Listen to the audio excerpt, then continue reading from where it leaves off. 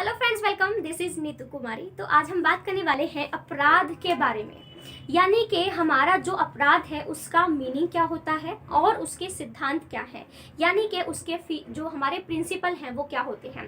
बाकी जो बाल अपराध टॉपिक है उस पर मैं वीडियो बनाकर अपलोड कर चुकी हूँ। मुझे किसी ने बोला था कमेंट करके कि उन्हें वो टॉपिक चाहिए। तो बाल अपराध क्या होता है, उसके कौन कौन से कारण होते हैं, तो ये जो टॉपिक है वो बनाकर मैं अपलोड कर चुकी हूँ। अगर आप में से किसी को वो टॉपिक चाहिए तो आप मेरी प्लेलिस्ट में जाकर जो है वो चेक कर सकते हैं या फिर जाकर सर्च भी कर सकते हो, तो आपको मिल जाएगा। ठीक है।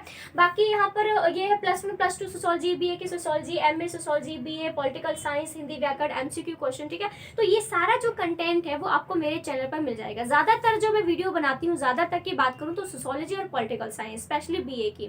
ठीक है। बाकी सोशोलॉजी की बात करूँ तो +1 +2 की सोशोलॉजी भी आपको मिल जाएगी और हिंदी व्याकरण भी मैं कभी कभी वीडियो अपलोड करती रहती हूँ। ज्यादा नहीं करती हूँ लेकिन कर देती हूँ। ठीक है। बाकी MCQ क्वेश्चन में अगर आप B.Ed एंट्रेंस की तैयारी कर रहे हो, चाहे आप C.Tet एंट्रेंस पेपर 2 की तैयारी कर रहे हो जिसमें आपसे जनरल नॉलेज पूछी जाती है, तो वो आप मेरे चैनल से जुड़ सकते हैं। उसमें वीडियो आपके लिए मैं अपलोड करती रहती हूँ। ठीक है।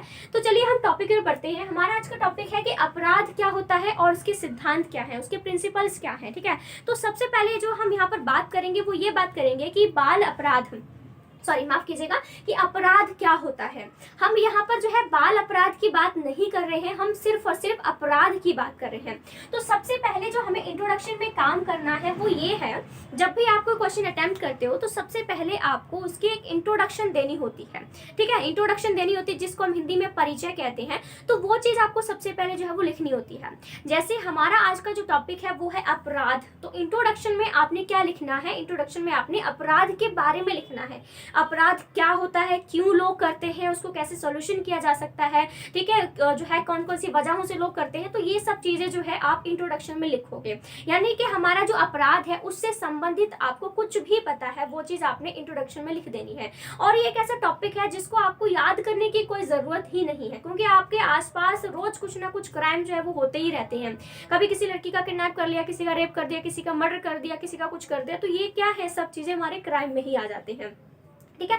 यहाँ तक कि चोरी करना, खाने की चोरी करना भी एक अपराध ही माना जाता है। ठीक है। तो ये आप अपने आसपास के एरिया में हर दिन प्रतिदिन जो है आप देखते रहते हो, तो आपको जितना भी क्राइम के बारे में पता है, ठीक है, कौन कौन से टाइप के क्राइम होते हैं, वो सब चीजें जो है आप इसमें लिख सकते हो। आपको कुछ भी याद करने की जरूरत नहीं रहती है।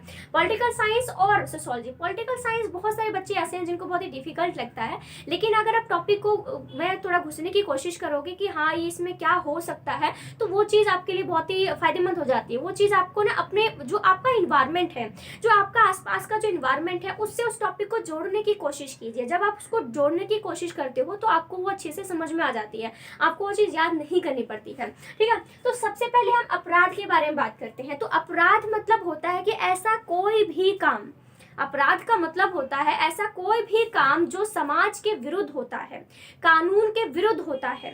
ऐसा अपराध, ऐसा कोई भी काम जिसको करने के बाद पुलिस को आपको गिरफ्तार करने का अधिकार मिल जाता है, वो अपराध होता है। यानी ऐसा कोई भी काम जो समाज में नहीं पसंद किया जाता हो, समाज को नुकसान पहुंचाता हो, तुम्हें खुद को नुकसान पहुंचाता हो, वो सारे काम जो है वो अपराध में ही गिने जाते हैं। ठीक है। यानी कि सुसाइड करना भी एक अपराध माना जाता है। इसकी वजह यह है कि आप समाज में आए हो, आप कितने भी बड़े हो चुके हो, मान लो ज्यादातर तो सुसाइड जो होते हैं वो 25 से 30 की उम्र में होती है, तो समाज में आप इतने बड़े हुए हो, समाज ने आपको इतना कुछ सिखाया है, तो बदले में आपकी भी जिम्मेदारी बनती है कि आप समाज को कुछ दें। ठीक है। तो इसलिए जो है सुसाइड को भी अपराध जो है वो माना जाता है। बाकी बहुत सारे रीजन हो सकते हैं अपराध करने के। कुछ लोग मजबूरी में करते हैं तो कुछ को मजा आता है, कुछ लोगों किसी भी माइंडसेट से लोग जो है अपराध कर सकते हैं। ठीक है। तो ये सब हम जो सारी चीजें हैं वो हमें इंट्रोडक्शन में लिखनी है, क्योंकि जब आप कोई भी ऐसा काम करते हो जो कानून के विरुद्ध चला जाता है, जो कानून के नियम बनाए हैं उनको तोड़ता है, तो आपको जो है वो सजा मिलती है, आपको दंड मिलता है, आपको फांसी की सजा मिल सकती है, उम्र कैद मिल सकती है, 4-5 साल जुर्माना, काफी कुछ जो है आपको सजा के रूप में काफी सारी चीजें जो आपको मिल सकती हैं। तो ये सारी चीजें ही आपने अपराध में लिखनी है। आई होप कि मुझे अच्छे से समझ में आ गया है, कि आपको अच्छे समझ में आ गया है कि ये चीज याद नहीं करनी है।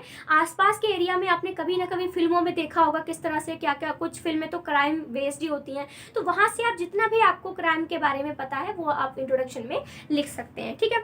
तो अब हमारा नेक्स्ट चीज आती है इसके सिद्धांत के बारे में। इसके जो थ्योरी है, इसके जो प्रिंसिपल हैं, वो सिर्फ मैंने यहाँ पर कितने 4 ही लिखे हुए हैं। इसलिए लिखे हुए हैं क्योंकि आपको ज़्यादा प्रिंसिपल भी मिल जाएंगे नेट पे, गूगल पे बहुत मिल जाएंगे, लेकिन जो मेन है, जो इम्पोर्टेंट है, वही आपको पेपर में लिख कर आना है। क्योंकि बहुत बार बच्चे क्या करते हैं, 5-6 पेज लिख के आ जाते हैं और उनको लगता है कि जी हमने तो 5-6 पेज लिखा है, नंबर तो फुल आएंगे, लेकिन उसमें आपने क्या सही लिखा है, क्या रिलेटेड लिखा है, क्या वो सुनने में अच्छा लग रहा है, क्या पढ़ने में अच्छा लग रहा है, ठीक है, कंटेंट से रिलेटेड है या नहीं, वो देखना बहुत ज़रूरी होता है। क्या आपने चीज़ें रिपीट की हैं। बहुत बार बच्चे क्या करते हैं कि एक पॉइंट उनको नहीं समझ में आ रहा है, हेडिंग उनको याद है, अंदर का कुछ याद नहीं है, वो क्या करते हैं उसी पॉइंट को, मैं लाइनों को रिपीट कर करके घसीट घसीट के उसको बड़ा लिख के आ जाते हैं, बल्कि उसमें से जब कोई मीनिंग जो है अच्छे से निकल के नहीं आता है। और जब भी आप किसी भी चीज़ का रिपीटेशन करते हो, बार बार एक ही चीज़ को इधर उधर घुमा के लिखने की कोशिश करते हो, तो एग्जामिनर बोर हो जाता है, और जब एग्जामिनर बोर हो गया तो आपकी खैर नहीं है, ठीक है। जब भी आप पेपर लिख के आते हो तो हमेशा एग्जामिनर को खुश करने की कोशिश करना, ठीक है। लिखने का तरीका पता होना चाहिए, नॉलेज बहुत होती है कई लोगों के पास में, लेकिन लिखने का तरीका उनके पास नहीं होता है, ठीक है। तो हम बात करें सिद्धांत की। सबसे पहला सिद्धांत आता है अपराध का शारीरिक और जैविकीय सिद्धांत। देखिए, अपराध करने के, क्राइम करने के बहुत सारे रीजन हो सकते हैं, जो मैं वीडियो में बता भी चुकी हूँ। बाल अपराध के कारण या फिर अपराध के कारण बिल्कुल सेम पॉइंट होंगे, उसके जो रीजन होंगे उसमें कोई अलग नहीं है, ठीक है। लेकिन और भी बहुत सारे ऐसे रीजंस हो जाते हैं जिसकी वजह से लोगों को अपराध करना पड़ जाता है, मजबूरी भी हो सकती है और वैसे भी लोग किसी सिचुएशन में कर सकते हैं। तो पहला है अपराध का शारीरिक और जैविकीय सिद्धांत। शारीरिक और जैविकीय सिद्धांत का कहने का मतलब यह है कि बहुत सारे हमारे समाज में ऐसे लोग होते हैं जिनकी जो शारीरिक जो स्ट्रक्चर होता है, जो फिजिकल स्ट्रक्चर होता है, वो लोगों से अलग होता है। कई बार आपने देखा होगा कि कुछ बच्चे ऐसे पैदा होते हैं जो कि आपस में जुड़े होते हैं, उनका सिर जुड़ा हुआ होता है, या फिर एक ही बॉडी होती है, इसमें से 2 सिर निकले होते हैं। किसी का कोई बिल्कुल ऐसी जो पीठ है वहां से कुछ निकला हुआ, मतलब एक उभार सा आ जाता है, वो निकला होता है। कोई बिल्कुल विकलांग पैदा होता है, किसी के हाथ पांव जो है वो नहीं, जन्म से ही नहीं होते हैं। तो उनका जो स्ट्रक्चर होता है वो आम हमारी जो जनता है उनसे अलग होता है। जैसे मेरा स्ट्रक्चर है, मेरा सब कुछ है, हाथ पांव सब कुछ है, लेकिन कुछ लोगों की आंख नहीं होती है, जन्म से सुन नहीं सकते हैं, कुछ जन्म से देख नहीं सकते हैं, कुछ बोल नहीं सकते हैं। तो ये क्या होता है, ये हमारी फिजिकल डिसेबिलिटीज आ जाती हैं और ये लोगों को अपराध करने के लिए मजबूर करती हैं। लोगों को अपराध करने के लिए उनका फिजिकल नहीं करता, लोग करने लग जाते हैं, क्योंकि लोग उनको कहीं ना कहीं चिढ़ाने लग जाते हैं, उनको कुछ ना कुछ उनको बुरा बोलने लग जाते हैं, उनका मजाक बनाने लग जाते हैं। तो भी जो लोग हैं वो अपराध करने की सिचुएशन जो है उसमें आ जाते हैं। उनको चिढ़ हो जाती है कि मुझे ये चीज़ क्यों दी गई है, मैं औरों से अलग क्यों, मेरा जो शरीर है वो बनाया गया है, मैं औरों से अलग क्यों हूँ। तो वो चीज़ फ्रस्ट्रेशन को निकालने के लिए जो लोग हैं वो कई बार क्राइम कर बैठते हैं, ठीक है। तो अपराध का शारीरिक और जैविक सिद्धांत यही है कि कुछ लोगों का जो बॉडी स्ट्रक्चर होता है वो नहीं ठीक बैठता है, लोग उन्हें बहुत ही टॉर्चर करते हैं, बहुत ही उनका मजाक बनाते हैं, तो वो फ्रस्ट्रेट हो जाते हैं और उसी फ्रस्ट्रेशन को निकालने के लिए वो अपराध कर बैठते हैं। दूसरा है आधुनिक मनोविश्लेषण सिद्धांत। आधुनिक मनोविश्लेषण, मनो यानी कि मन। तो क्या होता है, बहुत सारे लोग ऐसे होते हैं जो समाज में अपना नाम करना चाहते हैं। अब उनके अंदर कुछ अच्छा काम करके अपने नाम कमाने की हिम्मत होती नहीं है, तो वो क्या करते हैं, गलत तरीके से नाम कमाने की कोशिश करते हैं। उनको रहता है कि नहीं, मैं समाज में कुछ ऐसा काम करूंगा, लोग मेरे नाम से मुझे जानेंगे कि हाँ मैं ऐसा हूँ, मैं वैसा हूँ। उनको गलत सही का कुछ समझ नहीं आता है कि वो सही नाम करके, सही काम करके अपना नाम कमा रहे हैं, गलत काम करके।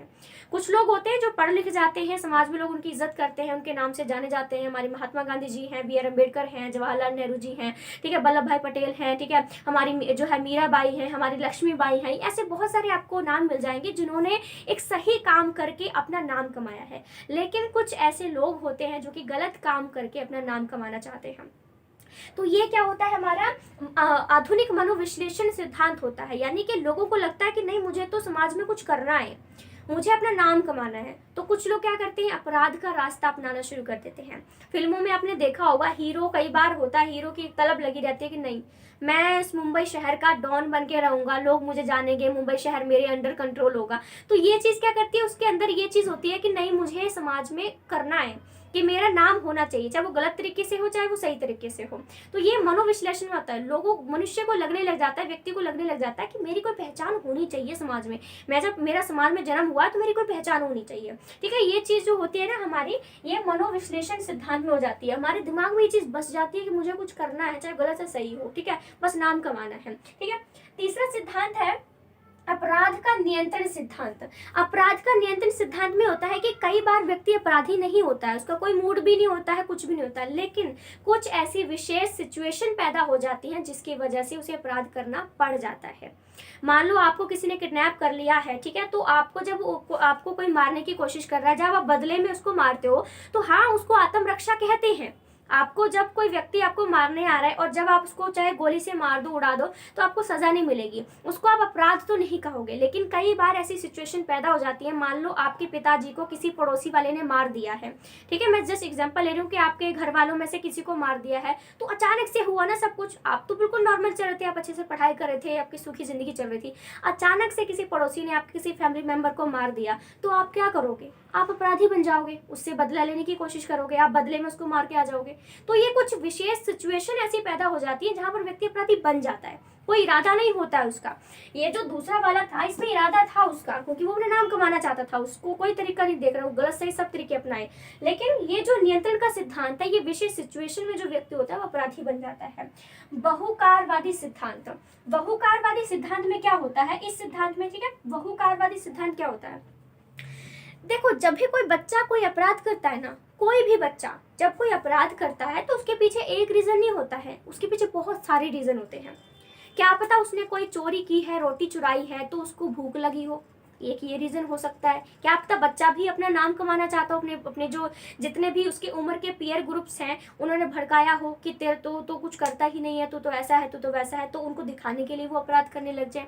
क्या पता वो किसी से बदला लेने के लिए अपराध करने लग जाए। यानी कि बहुकारवादी सिद्धांत में ये होता है कि जब भी कोई व्यक्ति कोई अपराध करता है या जब भी कोई बच्चा कोई अपराध करता है तो उसके पीछे एक रीजन नहीं होता है, उसके पीछे बहुत सारे रीजन होते हैं। क्योंकि मान लो एक ही रीजन होता है तो कहीं ना कहीं लोग उसको समझा देते हैं कि चलो ठीक है, अब छोड़ो इस बात को, आगे बढ़ो।